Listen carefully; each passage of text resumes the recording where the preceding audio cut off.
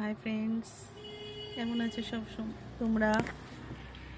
আমি আবার একটা ভিডিও করছি, এটা বলার জন্য আজকে সেটা হচ্ছে আজকে এসেছি একটা জায়গায়।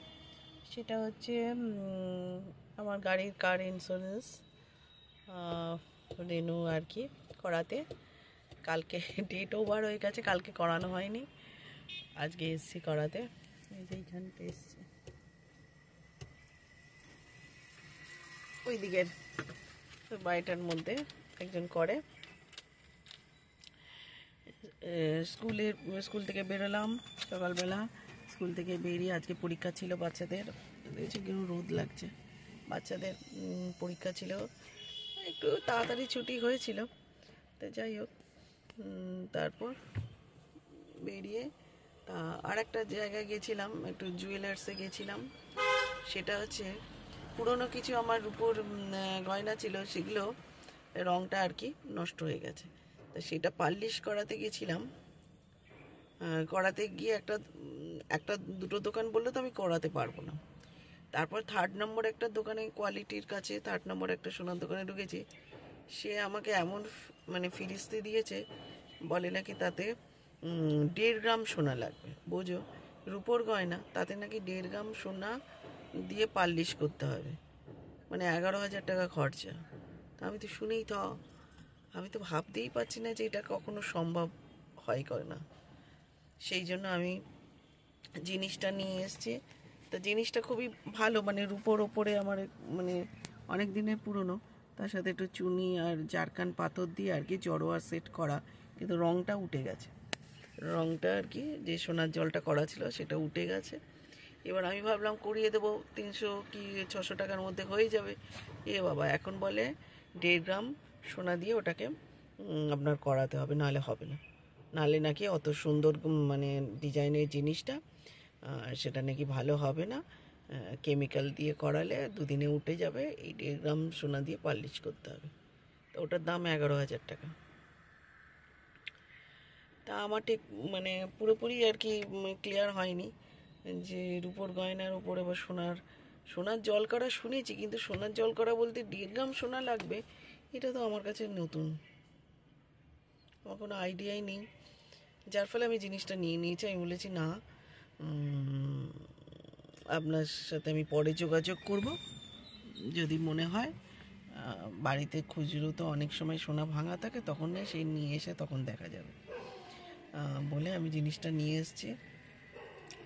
ওনারা বললেন যে জিনিসটা নাকি আপনার খুব ভালো, চুনি আর হ্যাঁ, চুনি আর জারকান দিয়ে জড়োয়ার করা জিনিসটা ভালো। আপনি 1.5 গ্রাম সোনা দিয়ে ওটা পালিশ করে নিন, অনেক মানে মর্যাদা পাবেন, মানে সেটটার।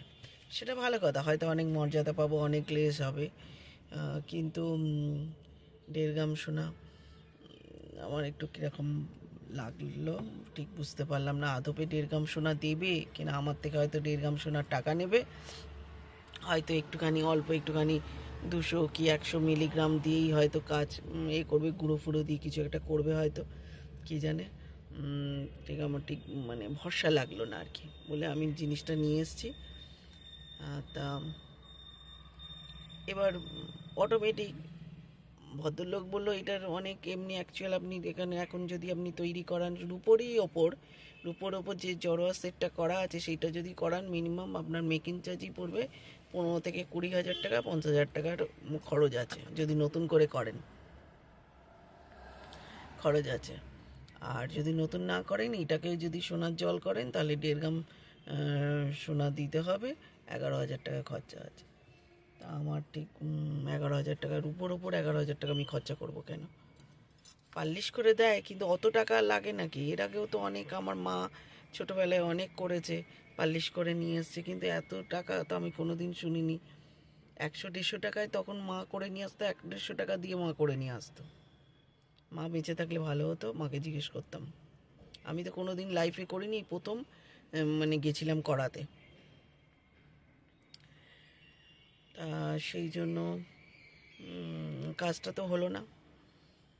তবে হ্যাঁ, ভরসাটা এটা লাগলো যে জিনিসটার মর্যাদাটা নাকি অনেক, মানে আমি তো অত চিন্তা করিনি যে জিনিসটা অতটা দামি। তা একটা বিশেষ কারণে আমি বার করেছি যে একজনকে গিফট করব বলে। এবার বাড়ির লোক বলছে যে এত দামি জিনিস তুমি লোককে গিফট করে দেবে এখনই হঠাৎ করে, চিন্তা ভাবনা করো। তা আমিও ভাবলাম যে তাই তো, জিনিসটা যখন এত দামি তাহলে এখনই এই মুহূর্তে মানে সেরকম নয় যে তাকে এতটা দামি গিফট করা যেতে পারে। তা সব মিলিয়ে আমি বাড়ি নিয়ে চলে যাচ্ছি আর কি, আমার ব্যাগেতেই আছে, পরে দেখাবো ছবিটা করে ভিডিওর সাথে ছবিটা দিয়ে দেবো গয়নাটার। যে এই অবস্থায় আছে, এটাকে জল করতে গিয়েছিলাম আর আমাকে 11,000 টাকার খরচা দেখিয়েছে। তাই আমি আরও দুটো তিনটে দোকান সার্ভে করে দেখব যে কী বলে। যদি এরমই বলে তখন সে পরে দেখা যাবে, এই মুহূর্তে করাবো না।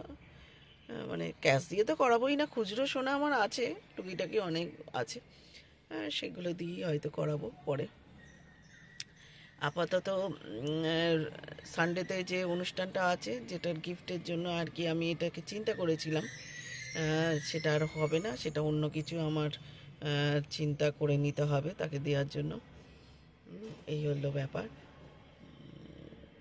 আর কার ইন্স্যুরেন্সের জন্য এসছি। ঠিক আছে, আচ্ছা এখন তাহলে রাখছি। তোমরা কেমন আছো? সবাই নিশ্চয়ই ভালো আছো। Tata, bye bye.